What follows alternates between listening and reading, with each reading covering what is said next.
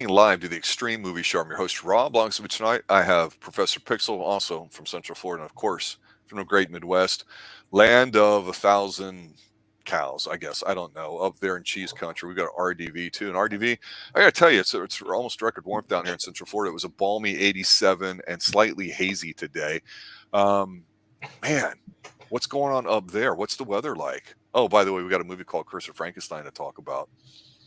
Wow, it's a very moving introduction there. Thank you very much. Um, It's better than calling you the dairy god.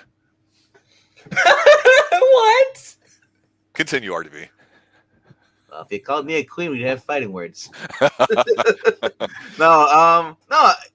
What's going on with me is I've been enjoying this movie while you guys have been streaming the other one. I actually managed to watch through most of it, and I got like 10 minutes left of it. But overall, I got to see Christopher Lee shot in the face with a gun. I mean, the blood effect was pretty cool. It wasn't that the cheap, bright blood. It actually looked like real blood to me.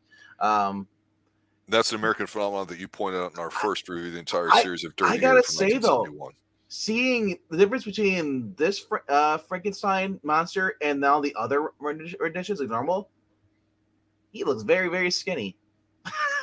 'Cause, Yep. I mean, I'm used to the monsters, man. I'm used, Yep. used to seeing like the Jack, like Frankenstein. That's just, and even if you've seen it in like an animation or just like comic books too for him. He's always like he looks like Arnold. Like in this, it's like, man, Yeah, what it's happened? paper thin. He Yeah. looks like a corpse, and as well he should, because that's Hammer Horror Films' take on Frankenstein. So let's talk a little bit about that with as we get our introductions out of the way. Here is that Curse of Frankenstein, I believe 1957, Hammer Horror Films. I think this came out right before Dracula came out with Christopher Lee. Peter Cushing is in here, and boy, oh boy, is he a dick in this movie. I love it.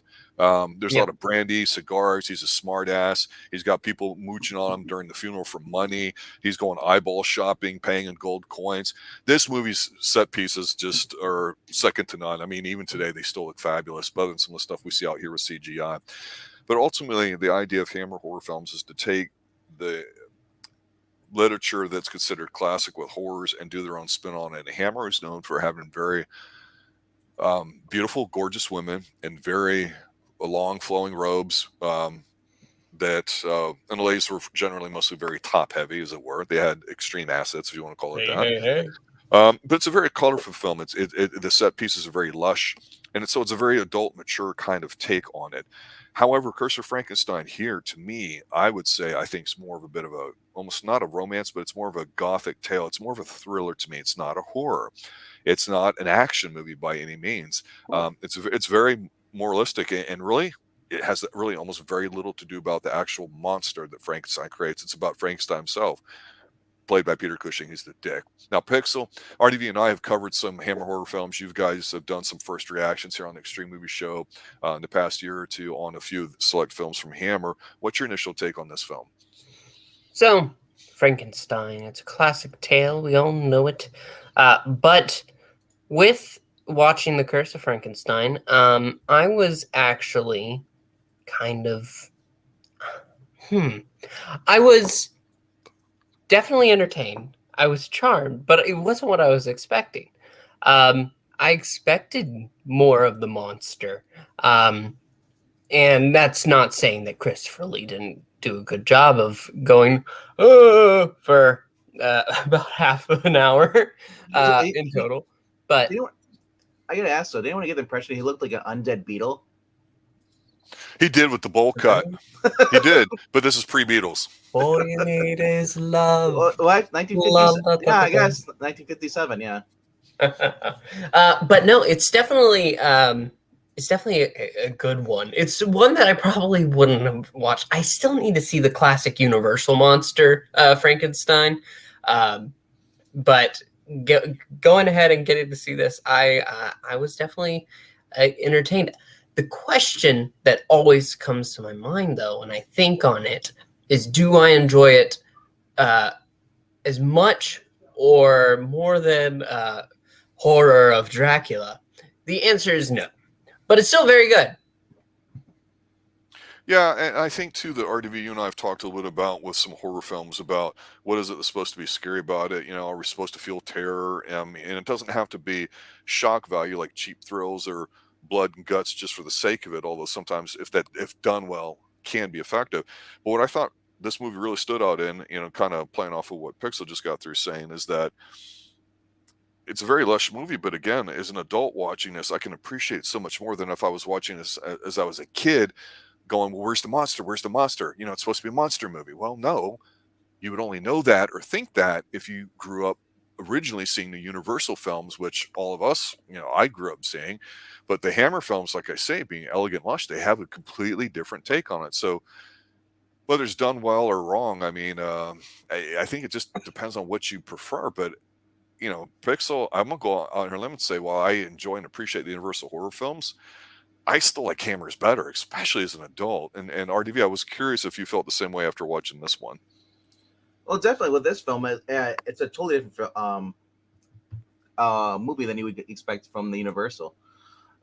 Mainly because they put more into Frankenstein, and most of us growing up, they're thinking that Frankenstein is the monster, but he's not the monster. Frankenstein was and in a sense, the doctor is the monster. As they explain in this movie, Frankenstein is obsessed. He brought a dog back to life. And like, oh, it's a cute little puppy. I'm like, okay, but he's like, no, we got to bring a human back to life. And I just love this. This is more horrific, if anything. How he goes against the body parts. He just basically bribes people, like, oh, that handsome sculptor died. I got his hands. Look at this. It is kind of weird. and then you see him, and he's going like, I had the ice. It was 10,000. Well, you said for the pair, 10,000 each. I'm thinking like 10,000 pesos. What are we paying here? Because like that's only a couple of gold coins. But anyway, though, but you see the eyeballs. I was like, ugh. You ever seen fish eyes? Yeah. That's what kind of remind me of that. It's just like, you can tell they're kind of fake, but still, like, I'm like, just the thought of it handling the eyeballs. Here's one of them. Here's another one. Drop them in the jar. Like, it's grotesque, but if anything, this movie is not really about the monster, or it's more about Frankenstein and his bond with his his lab partner. Yes. It's almost like a bromance. It's his tutor, actually, that he hires because he comes in all the money in the estate as a teenager and hires this guy to teach him everything, and they become partners. I gotta say though, commenting now him being young and all, and how he hires the tutor, pretends to be he wrote the guy. The guy's like, "Where's your father?" Well, he's been dead for the past 10 years. It's like I'm the Baron. Okay, Baron Trump, cool. No, but I was just like, it's kind of cool to see Robert Urquhart, his whole role through this entire movie, because I've seen clips of this before, but I've never sat down and watched it. And for those who don't know, this whole viewpoint of the story is told from Victor Frankenstein in prison, waiting to be executed. He's talking to a priest, his last confessional, before the guillotine at the end. Yeah. Which I kind of don't really like. I like it better when Frankenstein gets killed by the monster. Like, I'd rather have that kind of ending. Right. Because, and then at the end, we also know that the I guess Peter Cushing, but not Peter Cushing, but Christopher Lee, his character's still alive somewhere. Yeah, and again, you and I had talked about, all of us actually, recently here on the Xtreme Movie Show on our Slasher Sundays, when we were talking about Dracula Untold, and how it's a fun action film, and it's the kind of the comic bookish approach that the studios thought might be successful, and it didn't work. And then they amped it up with The Mummy with Tom Cruise, and of course that flopped because it can't decide on what it wanted to be. When you see a movie like this movie Frankenstein, it's almost like a stage play in a way too. Very few set pieces. They're very lush. They're very exotic. Just your eyes can get lost in all the minute details and the backgrounds too, and the patterns and all that. Even though it's just literally a small little stage that they built, it's convincing. And even the matte paintings with them traveling through the English countryside at night and everything. Even when they go to steal the first body that's hanging up, because he just mentions it kind of gleefully to his partner. He goes, yeah, we got to leave right now because this guy's been terrorizing the countryside, raping and all that too. So they wanted to send everybody a message, and they hung it. So let's go cut the body down. And you're like, you're a fucking creep, bro. Do you know what's crazy though? the guy who played the young Victor in this movie, he's still alive. He's 87. Nice. He's the only Nice. surviving member of the cast. Wow. Yeah, and we get some of the English stuffiness as far as like what class you're in. Like there's a point in this movie. marry you, Well, no, the maid? no, he's a young guy. He's a young guy, and he comes into the States. So he's always said, I've had a great intellect. And so he's basically telling this as a story because we first see him in a prison cell with somebody coming in, and he's telling the story. So it's supposed to be like one long flashback. And he's like, yeah, I've always been really, really smart. I hired this tutor, and what I wanted to do was, the impossible. And we started to do it. And then I thought bigger about it. And of course, we see as kids, we see the young redhead girl that comes back as an adult, which she mistakes the partner for that. Elizabeth, So yeah. we know they may hook up, which they kind of don't, which is good because you would Which- expect that. Yeah.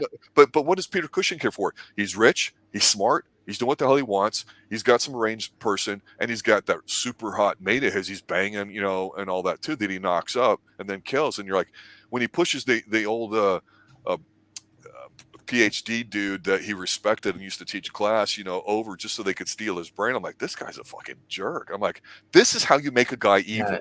Justine was the maid of played by the beautiful Valerie Gaunt, who went Yes. on to be in another Dracula movie, The Only Dracula, Horror of Dracula. A year later, she was one of the vampire women.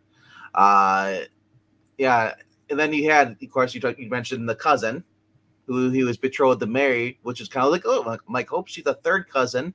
But Elizabeth, yes, played by Hazel Court. There's some great dresses in this film. Well, the whole period, and that's the thing we talk about this with the curse of the werewolf, into that movie. The fact, or basically the Wolfman.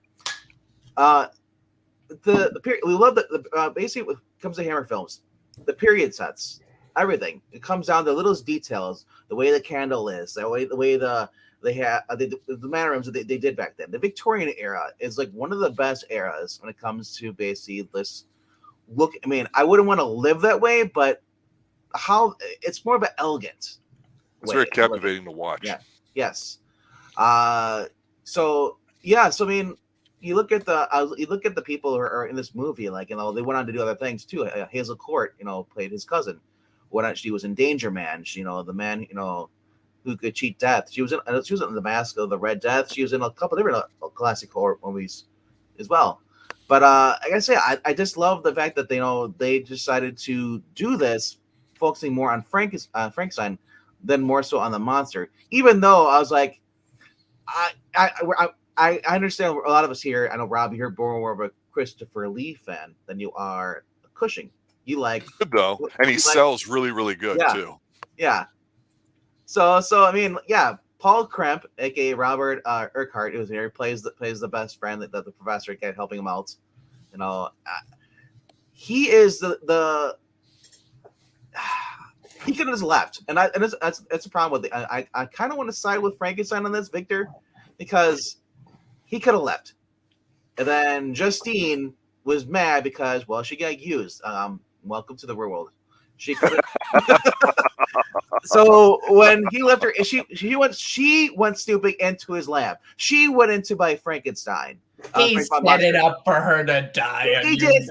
He did not set up for her to die. For her to die. No. Because she said, "Well, I could go right to the place. I go to the cops. I can tell anybody what you're doing here." And it's like she basically threatened him. And she said, and he said, "You have no proof." And she said, "I get some." What a dumbass for revealing that. No, but though, she should not have said anything at all.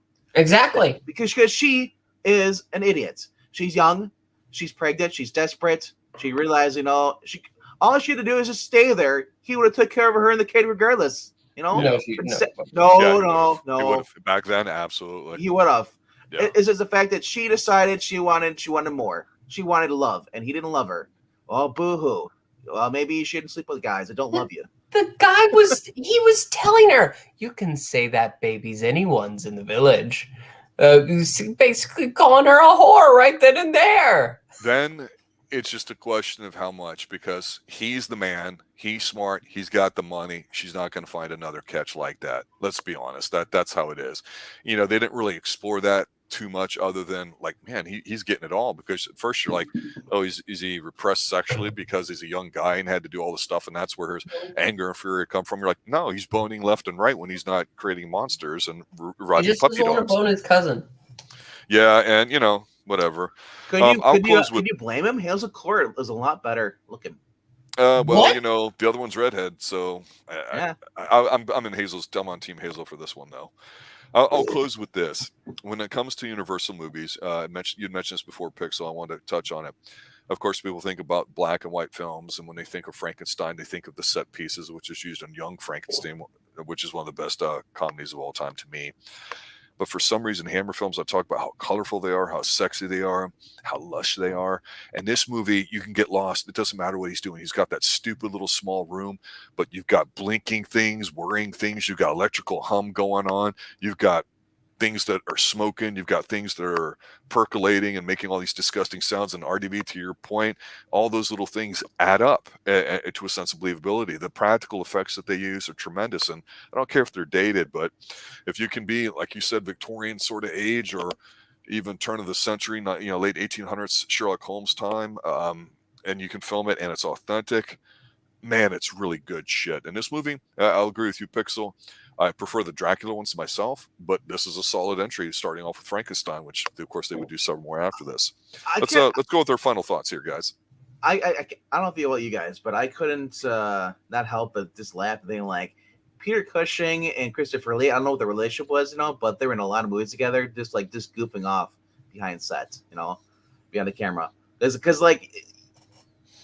You think about it today, like you see a lot of actors, and like Paul Walker and Vin Diesel were really close best friends. They were doing a lot of movies with Fast Fear stuff. So when usually when this, I would have loved to see like interviews of them talking about each other, and just, you know, I mean, can you imagine if we had like behind the scene DVD sets, you know, back then, like the the gag reels? I would have loved to see that in some of these early movies. Yeah. They were buddies for a very long time. Yeah. So I was watching the ending part, like where the monster basically is on top of the building, you know, and he's, you know, the castle, and you see Frankenstein goes up there, and Frankenstein's backing away. He's gonna corner. He's like, then Peter, you see Christopher Lee's monster, like, you know, like, so he throws the oil lantern at him. He's like, oh crap, fire, and he walks. I'm like, is he going to the window? I'm like, no, that'd be too predictable. Oh, he goes to the window, skylight, and he's like, yeah, water, yay! I was like, I saw that coming. I was like, really? I would have been more shocked if he would have fell off the castle. Yeah. But they wanted to make it say like, well, he'd be dead then. I guess. Yeah, I mean, that's just how these short films go. Get them done, get them in, get them filmed quick, like in a month or two, and maybe leave it open for who knows what. Yeah, the only thing is I didn't care. I mean, for his friend in this movie. I said Paul Krempe or Kremp, whatever, Kremp delay, whatever you want to call him. The good guy, the one who the one who would not admit at the end, the confession, he denied Frankenstein. They say what he was speaking was the truth. Yeah, because Frankenstein needed to die.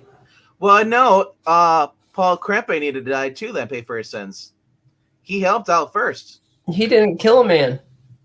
He practiced necromancy, pretty much, you know, or what was it called, galvanization? They brought a dog back to life. They also helped him. I never said that Frankenstein deserved to die because he made his monster. Well, it's illegal. Remember that grave robbing was illegal back then. Grave robbing is illegal now. Go ahead and I know. I'm just saying. You can't say one deserves to die more than the other one. You can. Killed a man. Why wasn't Paul in jail? Oh, that's right, because he lied. He said he loved Elizabeth.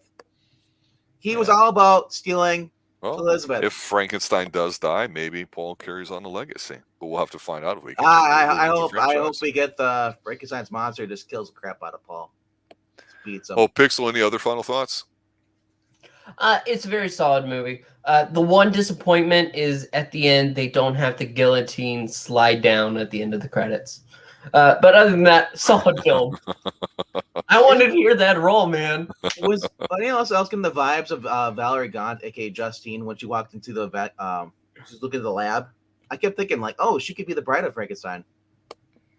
They totally could have went that way. I will say this, like with the Dracula films and the werewolf films and these films, Hammer takes them into different directions than what we're used to thinking they should go or whatever. And I appreciate that. So be interesting to see how we revisit these comments, like I say, in the future as we go through more Hammer films and discuss them and talk about, wow, I wasn't expecting this, and they go and do some things there too. I'm looking at you, Christopher Lee, Disco, early 70s, and Dracula, but I'll stop there.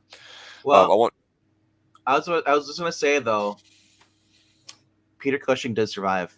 There's a sequel called Revenge of Frankenstein. Yeah, I'm aware of that. And we just know what we're showing on screen. But there you go, guys. Curse of Frankenstein, great Hammer horror film, very fun one too. There's a comfort, like I mentioned this in chat, for Hammer films for me. So if it's something you guys like, it's definitely worth a watch. It's not nearly as gory as graphic as you might think, but the practical effects are good. And hey, 'tis the season, right? I want to thank RDV from the Great Midwest, and of course Professor Pixel for joining me tonight as we cover more horror films and as we switch over from Slasher Sundays to some other type movies here as we get into our holiday season, finishing off the rest of 2022. Thank you guys for listening, spreading the word about us. I appreciate that a lot. It means a lot for all of us here. We like seeing you guys showing up, comment, and talking, give us some ideas and stuff to play off of. It means a lot, and it's a lot of fun too. That's why we do it. Have a good night, everybody. As always, remember, stay extreme.